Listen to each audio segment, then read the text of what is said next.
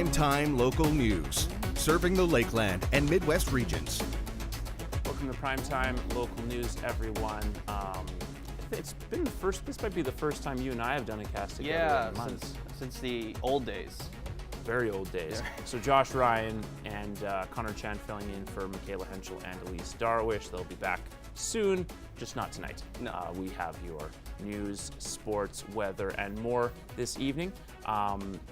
Question of the day is, what indoor projects have you tackled lately? I don't have a lot to add on that one, but we'll have a fun conversation for sure. But first, let's head out live to Brett Holden, who has more.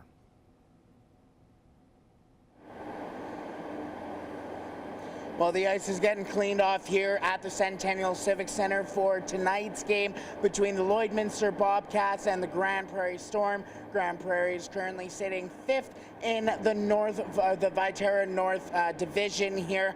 We'll be talking to some of your favorite players, including one player who's made his way onto the team and signed his letter of intent, so we'll be speaking to him during tonight's show. We'll have a little bit more coming up from here at the Trip C. Let's head back into the studio where Connor has a look at your local news. Thanks very much, Brett. Students from College Park School got an out-of-world experience and got to talk to an astronaut aboard the International Space Station. David St. Jacques, a Canadian astronaut, answered questions from students about space and his time on the International Space Station. School had been approached about this opportunity 3 years ago, and we're very excited they got this chance. To be able to talk to somebody while they are in space is just an amazing feat, and to do it with something as simple as ham radio is really fascinating. So I know that there are future scientists, future astronauts in the audience who are maybe 5 years old, 10 years old, who will be pursuing science just because of this. Each student submitted a question and only 10 students got to talk to St. Jacques. It was amazing. I was so excited when I found out I got the opportunity, and it's just a great experience for us here. Students got to talk to St. Jacques for 11 minutes as he passed over from Vancouver to Montreal. The annual RCMP community survey is now available. The RCMP are asking the community to fill out the survey so that they can make improvements to better the community. It gives the community an opportunity to have an input in what the priorities are for the coming year within our detachment. The survey is 9 questions long and gives the RCMP a better understanding of the concerns residents may have. You can go onto the city website, and it'll take you about 3 minutes to complete the survey. It'll ask you questions about your interaction with police, what you think the police should be focusing on for our next fiscal year. The survey is open until February 26th. Well, hopefully things are warmer in that arena than they are going to be outside. It remains nice and cool here in the city of Lloydminster. You can see minus 25, a little bit of sun peeked out, and that made all the difference in the world, cutting down on the feeling of wind chill that we've had over the last couple of days. So rather than feeling a minus 30 and worse day, it's still a minus 20 day. It's still really cold in the city of Lloydminster. As you can see there, wind chill at minus 33, and the records much warmer in 2017, plus 4. A decade before that, minus 33. Not quite so warm. You can see on this satellite radar, low pressure system making its way across from Edmonton through Vegreville. That's earlier today. So an outside chance of some cloud cover and maybe a centimeter of snow. At this point, we're not expecting anything, but keep an eye out, certainly, especially if you're going to head out onto the road. Watches and warnings you can see all across Alberta. Extreme cold warning in effect outside of maybe the southwest area, closer to Lethbridge and Waterton. But certainly in this region of the province, Vermilion, Vegreville, Edmonton, Marwayne, all nice and cold. And that also extends out into Saskatchewan, even as far as Green Lake, certainly North Battleford and Macklin. Extreme cold warning in effect in all of those areas. And now we're going to just take a quick look at current temperatures. Minus 25 in Melfort, minus 27 in Saskatoon, minus 20 out in Red Deer, minus 18 in Edmonton. Edson sitting at minus 13, minus 17 in Rocky Mountain House, minus 17 as well up in Whitecourt. To the north of us, Cold Lake at minus 21, minus 21 as well in Meadow Lake, and then here in Lloydminster again sitting at minus 25, so about the average for some of these areas. That extreme cold warning will be in effect for the rest of the evening, and we'll be back after the break with more. Learning about multiplication and addition are just a few things that students learn in school, but one learning initiative is helping students apply what they learn in the classroom to the real world. Our Brett Holden has more in this week's Beyond the Classroom.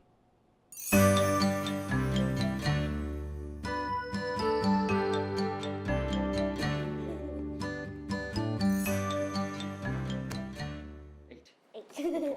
5 plus 3 is 8. This may seem like a simple game of war, but Rendell Park teacher Greg Blith and third grade student Abby Redden are actually playing addition war.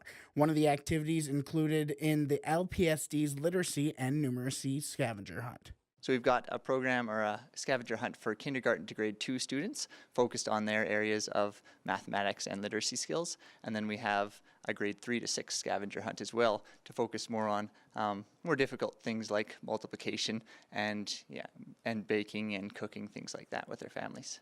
The scavenger hunt includes activities like cooking a dish with the student's family or calculating the tip percentage given at a restaurant, skills that Bliss says can apply to real-life situations. I guess we want to show responsibility as teachers and as parents and as community members to show students that literacy and mathematics will be important throughout their entire lives. So we want to spread the message that when students are babies, mathematics and literacy is important, and this will never stop throughout their entire lives. And the message is well received by students as well. My favorite part is that you get to do literacy, because I love math and I love reading and writing and all that stuff, and you get to spend time with your family. You have to be able to do it to get a good job and have a happy life. While a teacher's job is to give students an education, this will also help the lessons go further than the ones in the classroom. It's our responsibility as teachers, as parents, as community members to continue to work with students every day. This is something that we do not just on our weeks off of school, but it's something that we do every day in every part of our lives. It's woven throughout what we do, and we just want to make sure that students are aware that these skills are really important, and us as adults, we can really show them the importance of that and be great role models. For This Week in Beyond the Classroom, I'm Brett Holden.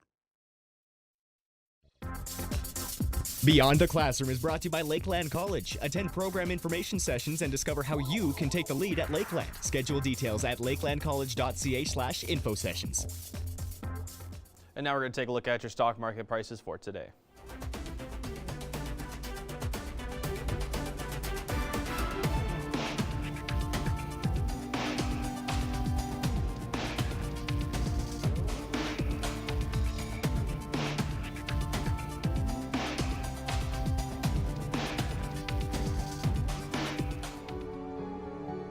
We restore more than just property. We restore hope. When disaster strikes, call the one that can make it right. First General Services, your property restoration experts.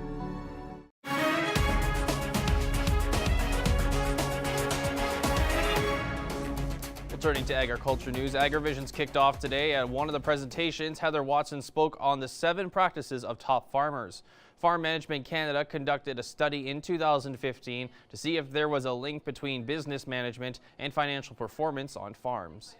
Are in a moderate to a strong position. So there was a link for 7 of the practices of the 22 practices that we studied had a statistically significant link between them, and to our surprise and to our delight as well, lifelong learning was the #1 practice of farmers. Farm Management Canada has also found that younger farmers are putting more emphasis on business management. Greater adoption and greater interest in adopting those practices. Maybe it comes from that, do your best and hire the rest mentality, where they say, if there's something out there that's going to help make this easier for me, then I'm all for it. Some of the 7 practices include assessing risks, having a written business plan, and seeking financial advisors for help. AgriVisions will continue at the Lloyd X tomorrow.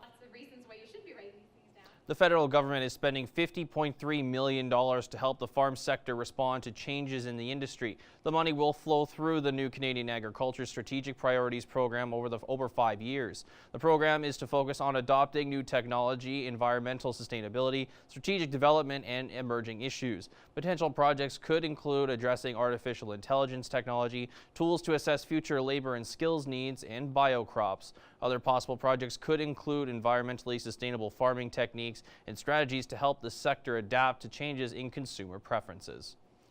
A senior researcher at the Global Institute for Food Security at the University of Saskatchewan has been awarded funding to enhance a research project that could speed up plant breeding in the province and around the world. Martin Mao has received almost $625,000 from Saskatchewan's Agriculture Development Fund for a 4-year project that aims to preserve hybrid vigor in Brisca crops such as canola. The university says the strategy uses Proximus, a naturally occurring form of plant reproduction in which a flowering plant produces seeds without sexual crossing with another plant. Mao says the strategy will help farmers ensure identical favorable traits in future plant offspring, reducing the cost of seed production, and it would also enable the cost-efficient transfer of favorable traits from wild plants into crops. That's your agriculture news. Sports is next, but let's take a look at your ag prices.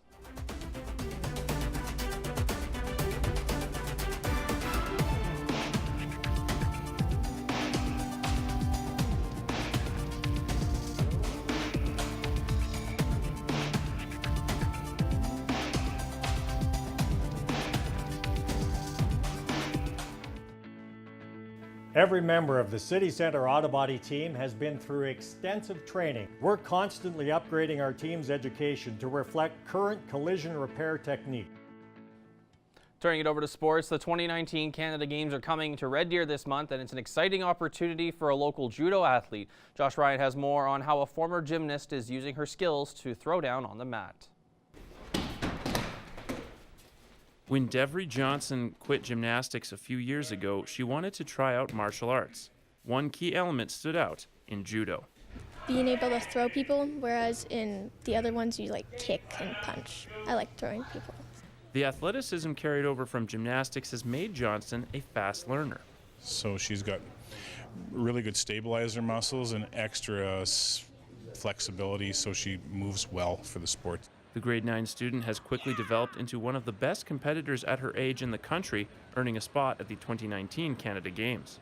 I medaled in nationals and at Quebec Open and Ontario Open. Those are the bigger tournaments that I've been at. She has also showed tremendous mental toughness for her age. She's actually strategizing in her head and focusing on her next matches, which usually at her age, it's you don't see that for at least a couple more years. As she continues to climb the competitive ladder, Johnston has started receiving additional training in Saskatoon, focusing on more than technique. Now we're doing a little bit more strategy work with her. How do you work with lefties? How do you work against a right-handed fighter? And yeah, she's picking it up well. And heading into one of the biggest competitions of the year, she's grateful for the efforts allowing her to compete. For the coaching that I've gotten and everyone who's helped me along the way, and for my school because I miss a lot of school due to all of this, and so they've been supportive of that as well. Josh Ryan, Primetime Local Sports. After signing one local product to a letter of intent for the 2019-2020 AJHL season, the Lloydminster Bobcats are adding more from the AAA pipeline. Ben Bygrove joins Javen Leslie as the latest results for the fall, adding to a roster that already has seen an increase in familiar faces. Leslie has scored 20 points for the Bandon Energy Cats while appearing in 5 Junior A games this season. Bygrove has suited up twice for the Bobcats while appearing in 11 AAA games. And now let's send it back to Brett Holden, who's down at the Centennial Civic Center. Ren Bennie joins us now forward for the Bobcats. Now, Ren, let's talk about, you're from Melville, Saskatchewan, and you played a little bit in Melville as well. Let's talk about your times in Melville. Yeah, in Melville, I just played most of my minor hockey there, and I played with Melville Millionaires, PBAA and BAM-AA, and then in midget, I moved to Swift Current to play AAA there, and yeah, that as well. Pretty well. Sorry to cut you off there. Ren, let's talk about your time now in the AJ. This is your first season. How has it been adjusting to the AJ game? How is it different at all from Saskatchewan hockey and the SJHL? Yeah, it's a lot different than the SJHL. I think in the AJ it's a lot more skilled and the plays are a lot quicker. Obviously, you guys are really smart players out here, so you got to be able to make quick plays and react quick to the play, right? So it's tough, but I mean, it's been a fun ride for me for sure. Now, we were talking beforehand, you missed a couple months with a tough separated shoulder injury there. Let's talk about just your climb back to getting back on the ice. Yeah, I know I went home for a little bit of rehab, physiotherapy. I was doing that about twice a week, and yeah, kind of gradually got stronger, and then I came back here and I kind of got bag skate a little bit to get back in shape, and that's kind of the process for me of getting back to my first game. Now let's talk about tonight, what you know about Grand Prairie and what's the main objective for not only yourself but for the team as well to beat this tough team. Yeah, Grand Prairie is a real skilled, fast team. They like to play offensively, so I think we can kind of take it in their end and put pucks deep and kind of put some body on their skilled guys, and I think that's kind of our game plan going into tonight. Now, we were mentioning just before as well, 17 penalty minutes for you last game. Let's talk a little bit about your game as well. Yeah, I think I'm a big guy. I skate pretty well, but I think I have a little bit of offensive touch. But I mean, yeah, I think I take pucks hard to the net and can do little things right out there. Perfect. Thank you for joining us, Ren. Thank you very much. We'll have a little bit more coming up from here at the Trip C, where tonight your Bobcats go up against the Grand Prairie Storm. Let's head back into the studio where Josh has a look at your weather. Thank you very much, Brett. Just a quick look. You can see here this picture sent in by Tyson. Thank you very much. A beautiful look outside on the prairies that unfortunately doesn't represent much of what we've been seeing outside over the past week, mostly because we're all looking at our feet as we hustle to our cars because it's so dang cold.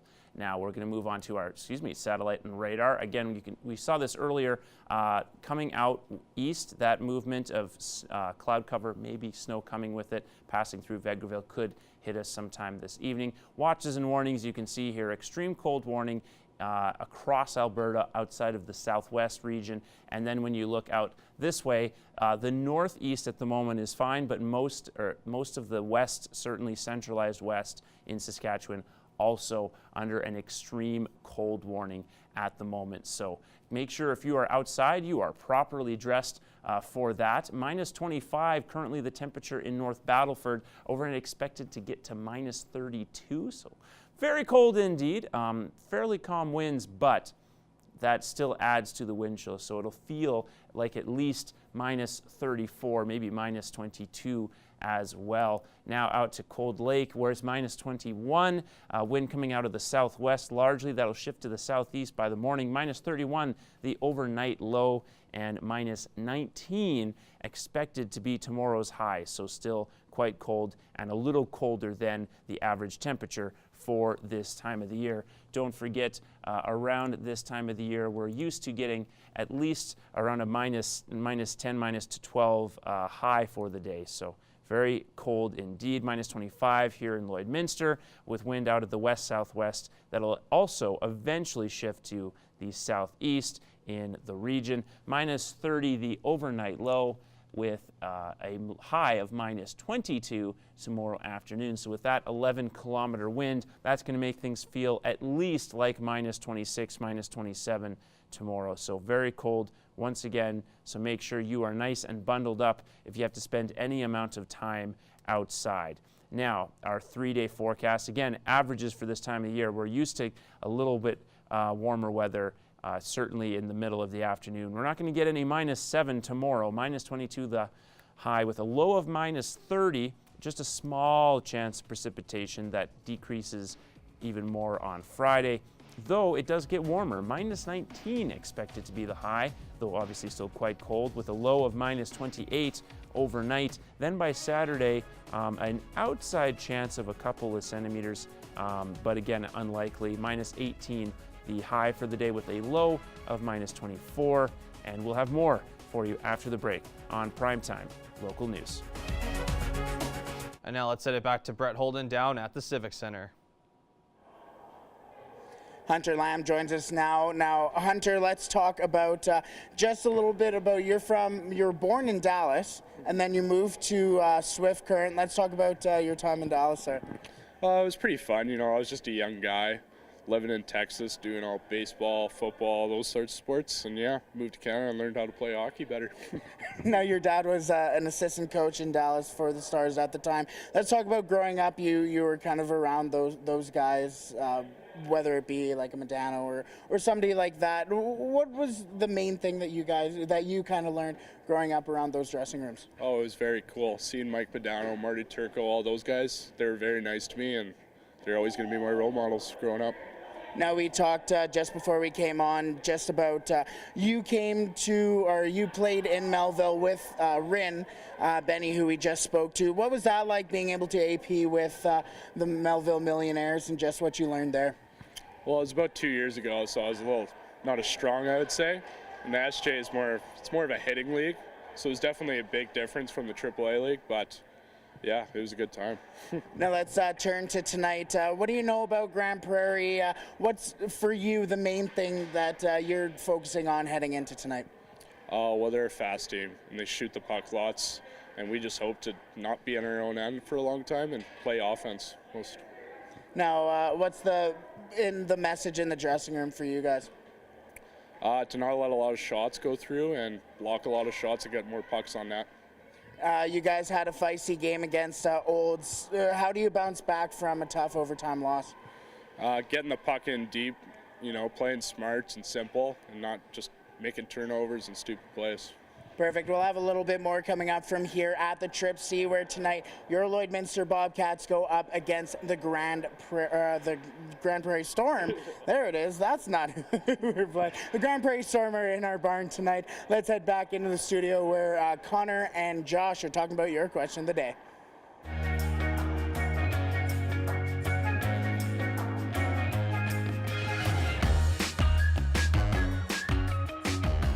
Well, today's question of the day is a fun one. What indoor projects have you tackled lately due to the cold snap? Obviously, we've been spending much more time indoors, and we really don't have an excuse to not get certain things done, though I continue to find excuses for myself. I don't know if you're the same. Yeah, I don't really. I should. It's one of those things where I should do something productive, but I don't. I don't consider sitting in front of a screen all day being very productive when I'm in my house trying to escape the cold. That's accurate. I think reading is something I should probably do during this time. No, but when we talk projects, well, I'm going to throw that more into the category of kitchen work.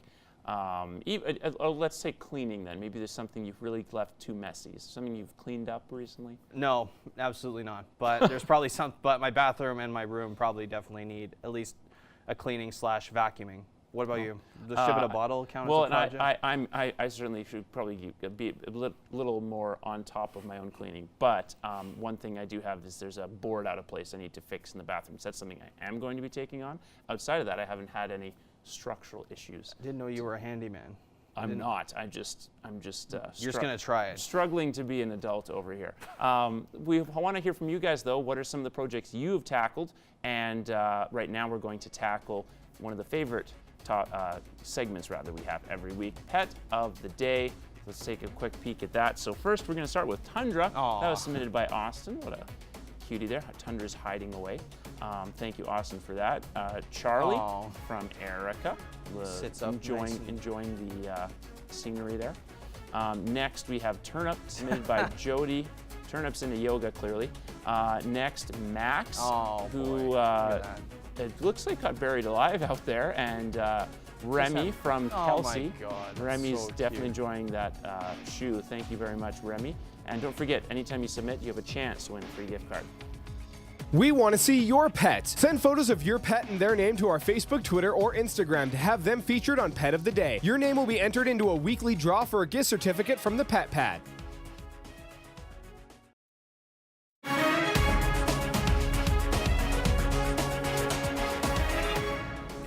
Austin West joins us now from Synergy Credit Union. And Austin, we're going to be talking about debt. And the last time you were here, we were talking about how 40% of Canadians are overwhelmed by debt. Let's kind of talk more a little bit about that. Sure. You can probably imagine that every person, family, or household has a unique situation. But most people will agree that the ultra low interest rates that we've been in over the last decade or so, it really hasn't helped. It really hasn't helped the situation. The Bank of Canada has now raised interest rates 5 times since mid 2017, and when money was easier, when it was cheaper to borrow, we found that a lot of households continued to borrow cheap money, and since that's been available. It really led for families to start living from behind. Now, you mentioned living from behind. What does that mean exactly?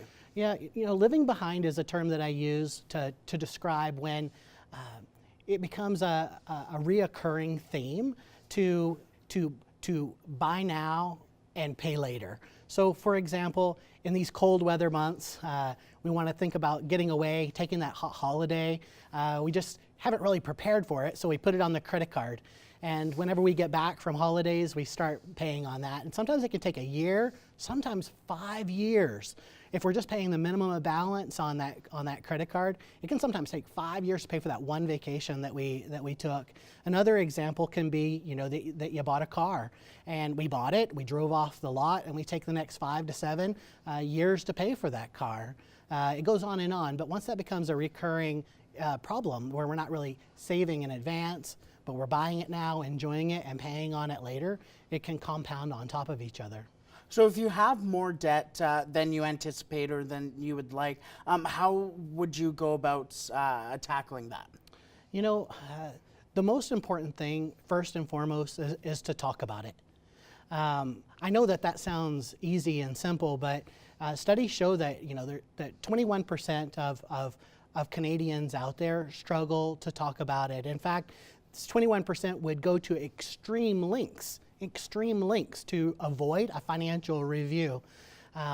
There's actually a wonderful researcher that I follow from the University of Houston. She's an author. You might have heard of her name. Her name is Brené Brown.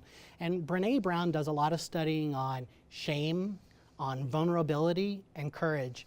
And unfortunately, we tend to hold a lot of emotions around money, and one of the emotions that can be present is shame. And I'm not talking about even folks that are having a hard time eating. Sometimes it's even high-income earners. We just carry it inside ourselves. But the wonderful thing about Brené Brown's work is that she talks about the fact that shame can't live in a place where you start to talk about it. When you bring it out of the darkness and you start to actually speak to it. So whether you're talking to your friends, your family, or a trusted financial advisor, the first step is definitely to start talking about it. And then once you start to talk about it, you need to come up with a plan in order to tackle that debt. One of the techniques that you can use in order to tackle that debt is called the snowball effect.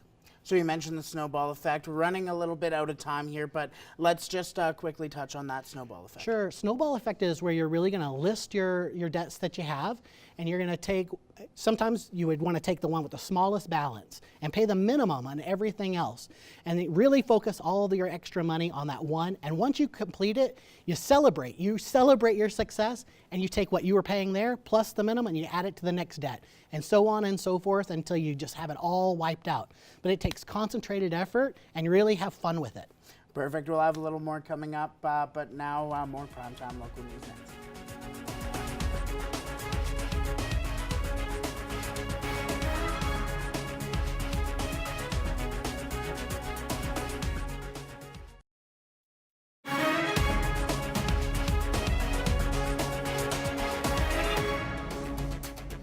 Now joined with Joanne Marshall from Simple Farmer here in Lloydminster. I want to thank you so much for coming in.